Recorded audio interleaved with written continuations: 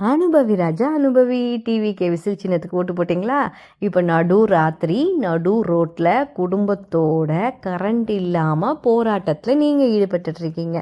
அங்கே உங்கள் தளபதி விஜய் ஏசி மாளிகையில் தூங்கிக்கிட்டு இருக்காங்க அப்படின்னு ஒரு கும்பல். இன்னொரு கும்பல் இது வேணும்னே விஜய் அண்ணாவுக்கு கெட்ட பேர் கொண்டு வரணுன்றதுக்காக சிலர் செய்த சதி அப்படின்னு ஒரு கும்பல் பேசுகிறாங்க. இன்னொரு கும்பல் இபி ஆஃபீஸில் தேவையான அளவுக்கு ஆட்கள் இல்லை, அவங்கக்கிட்ட கேட்டால் நீங்கள் போய் உங்கள் சிஎம் கிட்ட கேளுங்கன்றாங்க அப்படின்னு சொல்கிறதாக ஒரு கும்பல் பேசிகிட்டு இருக்காங்க. நீங்கள் என்ன ரீசன்னால் பவர் ஃபெயிலியர்ஸ் இருக்குது அப்படின்றத மறக்காமல் கமெண்ட் பாக்ஸில் மென்ஷன் பண்ணுங்கள். என்னை பொறுத்தவரை விஜயண்ணா ஆட்சிக்கு இன்னும் ஒரு 10 நாள் கூட ஆகலை. கண்டிப்பாக அவங்க இதுக்கு ஒரு சொல்யூஷன் கொண்டு வருவாங்க.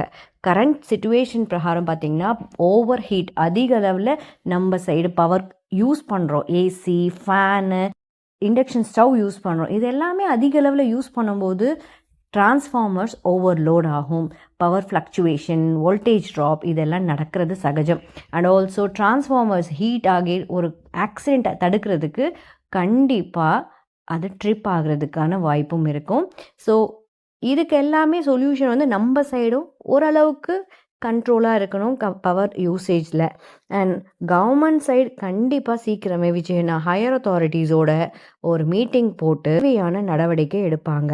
என்னை பொறுத்தவரை நிறைய solar powers, substations, infrastructure upgradation and better maintenance, under ground cabling இது எல்லாமே பண்ணினா இந்த பிரச்சனைக்கு சீக்கிரமாக ஒரு முடிவு கொண்டு வர முடியும்.